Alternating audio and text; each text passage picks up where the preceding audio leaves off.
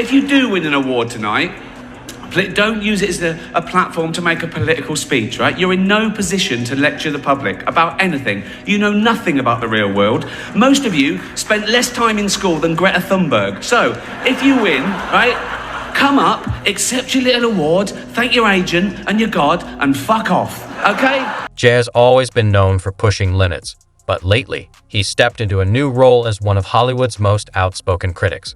He's taken aim at the industry's obsession with virtue signaling, whether it's during award shows or in high-profile interviews. Gervais has made it his mission to expose the double standards of celebrities preaching to the public while living in their own elite bubbles. Speaking of double standards, wait until you hear about a celebrity who went to embarrassing lengths just to stay relevant in Hollywood's woke culture. But here's the real question. Has Hollywood, once seen as the moral compass of modern culture, gone too far with performative activism, or is Gervais just saying what everyone else is already thinking? Alert, season 2 is on the way, so in the end, he obviously didn't kill himself. Just like Jeffrey Epstein. Shut up!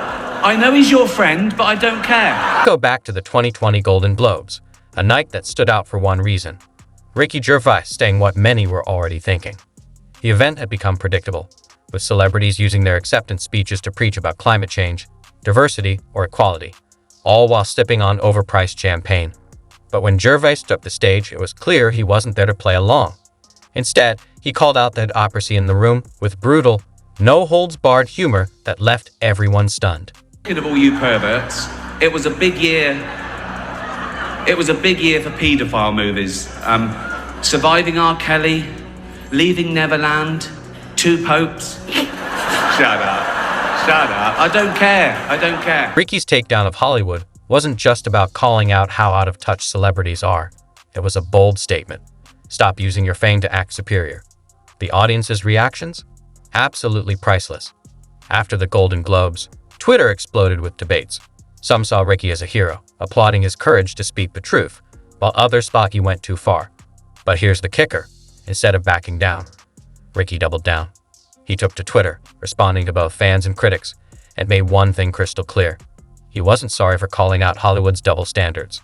Will come up and they say, I was offended by that joke. And, my first reaction is, I don't care. Mm-hmm. Like, that doesn't mean anything. You're telling me how you feel. What I want to say why.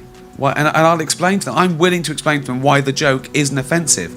I'm not one of those people that think, I'm going to say what I want, I'm going to be as offensive, and then go fuck you. Ricky's criticism wasn't aimed at wokeness itself. It was about the hypocrisy and self-righteousness of celebrities who preach about social issues while basking in their privilege. Let's face it, there's something off about a star with a private jet lecturing the public on climate change. Ricky zeroed in on this contradiction and didn't hold back. Take Apple, for example. They launched Asterisk, the morning show Asterisk, a drama about integrity, while being a company tied to sweatshops in China. Ricky didn't shy away from highlighting the irony of Hollywood elites working with corporations that ignore the very ethics they claim to support. But it wasn't just what they said, it was the blatant disconnect between their message and their actions. Ricky also took aim at cancel culture, a favorite tool of woke celebrities to silence dissent. Unlike others who play it safe, Ricky refuses to bow to the pressure. Through interviews and social media, he's made one thing clear. Cancel culture is just another way to control free speech, and he's not afraid to push back. If you're offended, it doesn't mean you're right, you know? It's... offence is about feelings, and feelings are personal. Some people are offended by equality. So what? You know, so you can't second-guess people. If you try and please everyone, you'll please no one. With comedy as well, I think you've got to deal with taboos and contentious issues, and sometimes you deal in irony, and some people don't get that. But, you know, you can't legislate against stupidity, otherwise you'll be doing nothing, you know, because I'm not doing it for the 200 egos in the room. I'm doing it for the 200 million people watching around who aren't winning awards, who aren't millionaires. And freedom of speech is so important these days. I've reached the age now where I don't care. By staying true to his beliefs, Ricky has become a countercultural icon in a world where most celebrities stick to saying what's expected of them. He speaks his mind unapologetically, no matter who he might upset. Driven by his love for comedy and a commitment to honesty, Ricky stands out in an era where political correctness often overshadows truth. Naturally, his blunt style has sparked backlash, with critics claiming comedy should adjust to fit the times. But Ricky continues to prove that staying authentic is more important than following the crowd. You shouldn't hurt people's feelings. Well, you can if their feelings are wrong. Yeah, You know, if you don't like the facts, don't change the facts. Change the feelings. Yeah. You know. And also they try and do this thing. Oh, you should never punch down. You should punch up. Well, who's to say what's up and down is? Yeah, it's a subjective. So you're deciding who's down and who's up. No. You don't get. Ricky sees comedy as a reflection of truth, refusing to censor jokes just to avoid offense. As he famously said, asterisk being offended doesn't make you right. Asterisk. But has his criticism changed Hollywood? Judging by the awkward laughter at the Golden Globes, it seems not. Instead, Hollywood's virtue signaling has only grown more theatrical. Take John Cena, for example. Remember his bizarre Oscars stunt, walking on stage in nothing but his birthday suit and an envelope. Was this a desperate bid for woke points or part of a calculated plan? They convinced you to do that. It was funny. Jimmy Kimmel called me personally. He's like, I need you to come to the Oscars. I'm like, Jimmy, I'm in between stuff. Like, I need some time to recharge. And he's like, just let me send you the bit. And he sent it on paper, and I called him back. I'm like, when do you need me there? In Hollywood, few are as iconic as Leonardo DiCaprio, both for his acting and his dating habits.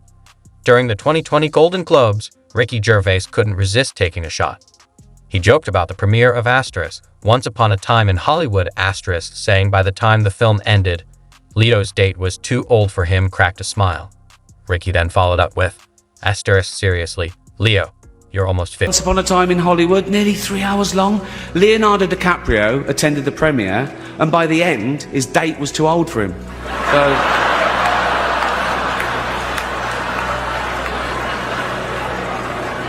Even Prince Andrew's like, come on, Leo, mate, you know, you're nearly 50. How's that working out for you? Asterisk, it was a sharp, light-hearted roast, and Leo took it in stride. I love the new women. I know the new women. They're great, aren't they? You know, the new ones we've been seeing lately. The ones with beards and cocks. They're as good as gold. I love them. No, it's the old-fashioned with it. And now the old-fashioned, they're like, oh, they want to use our toilets. Why shouldn't they use your toilets? For ladies. They are ladies. Look at their pronouns. What about this person isn't a lady? Well, his penis. Her penis, you fucking bigot. You shouldn't hurt people's feelings. Well, you can if their feelings are wrong. Yeah. You know, if you don't like the facts, don't change the facts. Change the feelings. Yeah. You know. And also they try and do this thing. Oh, you should never punch down. You should punch up. Well, who's to say what's up and down is? Yeah, it's a subjective. So you're deciding who's down and who's up. No. You don't get. Ricky didn't hold back when addressing the transgender community in his roast. While his jokes may have made some uneasy, he made it clear that trans people are entitled to their feelings. One standout moment drew attention when he tackled the gender pronoun debate, pushing boundaries as only he